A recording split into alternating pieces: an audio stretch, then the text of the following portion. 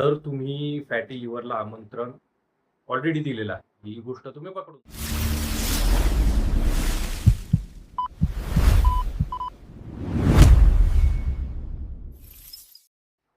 आमची office work आहे, पण आम्हाला कुठल्याही प्रकारचं फॅटी लिव्हर नाहीये. आम्ही एस-जी-ओ-टी, एस-जी-पी-टी केली आणि त्यात आमचे रिपोर्ट नॉर्मल आले.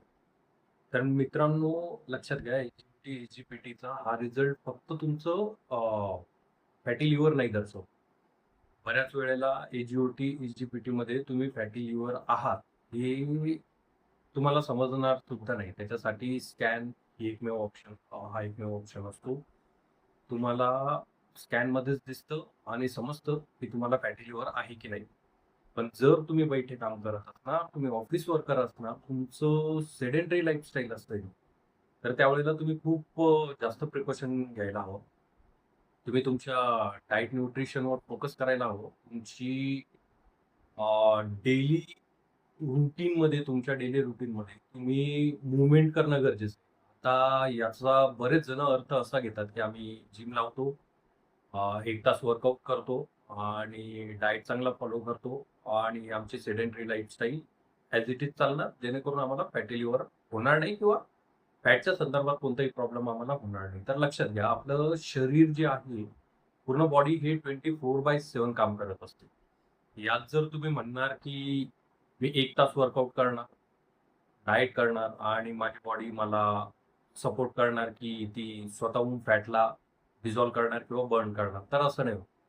बॉडीच्या मेकॅनिझममध्ये एक तत्त्व जशी असते, की जेवढं तुम्ही स्वतःला ॲक्टिव्ह ठेवणार, जेवढी तुमची मूव्हमेंट असणार, तेवढी तुमची बॉडी तुमचा बी-एम-आर वाढवते. बी-एम-आर ज्यावेळेला वाढतो, बी-एम-आर म्हणजे काय असतं, की तुमचं शरीर हे स्वतःहून तुमच्या फॅट लॉस प्रक्रियेला उत्तेजित करतं. तुमच्या फॅटचं कन्व्हर्जन हे बऱ्याच वेळेला एनर्जीमध्ये केलं जाणार. त्याला शरीरामध्ये इतरत्र स्टोअर होण्यापासून वाचवणार किंवा थांबवणार असंही आपण म्हणू शकतो. आता याचं एनर्जीमध्ये ज्यावेळेला कन्व्हर्जन होतं, तर हे केव्हा होणार जर तुमची काहीतरी मूव्हमेंट असेल, तुम्ही काहीतरी ॲक्टिव्हिटी करत असणार त्यावेळेस. जर तुमच्या डेली रूटीनमध्ये ॲक्टिव्हिटी 1 तासाची असेल आणि तुमचे 6 ते 7 किंवा 8 तास तुम्ही बसून काम करणार असाल, तर त्याने तुमच्या बॉडीला काही फरक पडणार नाही. तुमचं शरीर आतून जो डॅमेज करणार आहे, तो कोणीही नाही टाळू शकत.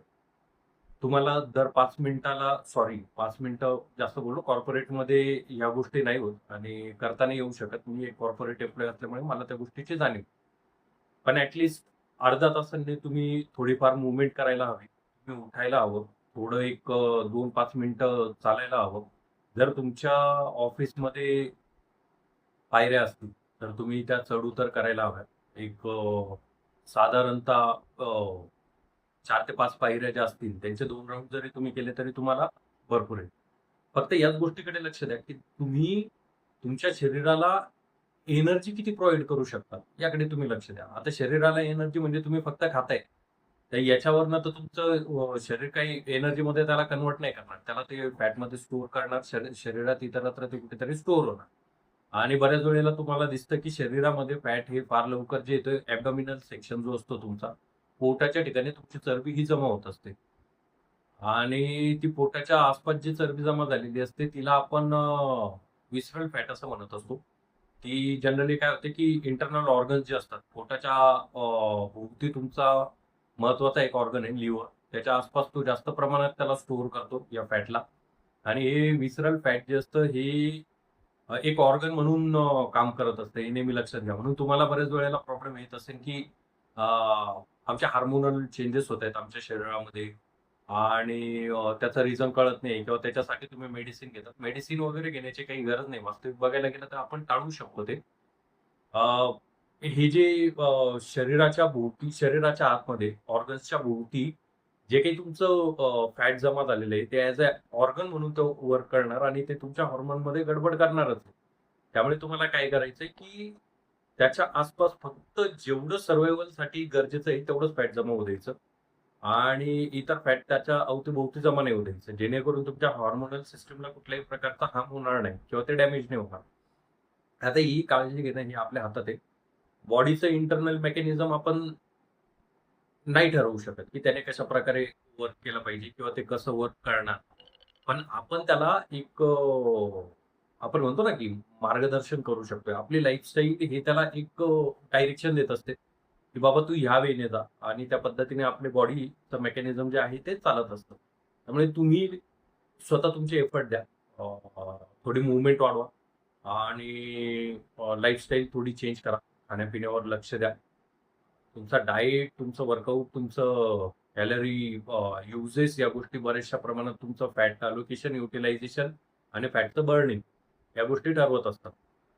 सो एवढं एकच सांगणं आहे मला, जर तुमच्या पोटाच्या आतमध्ये, पोटाच्या अवती-भोवती जर फॅट जमा झाला असेल, तर तुम्ही फॅटी लिव्हरला आमंत्रण ऑलरेडी दिलेलं आहे. ही गोष्ट तुम्ही पकडून चला. आता तुम्हाला त्याला फक्त क्युअर करायचं. अर्ली स्टेजमध्ये जर तुम्ही तुमचे एफर्ट दिले, तर ते रिव्हर्स केलं जाऊ शकतं. लिव्हर एकमेव असा एक ऑर्गन आहे, जो स्वतःला स्वतःहून रिपेअर करतो आणि त्याला फक्त आपण सपोर्ट करू शकतो. जर तुम्ही लिव्हरला सपोर्ट नाही केलं, त्याची परिस्थिती ही दिवसेंदिवस खराब होणार आणि क्रोनिक फॅटी लिव्हरला तुम्ही आमंत्रण देऊ शकता. सिरोसिस आहे, फिब्रोसिस या बऱ्याचशा केसेस आहेत. तर या गोष्टी आपण टाळल्या पाहिजे आणि आपण टाळू शकतो.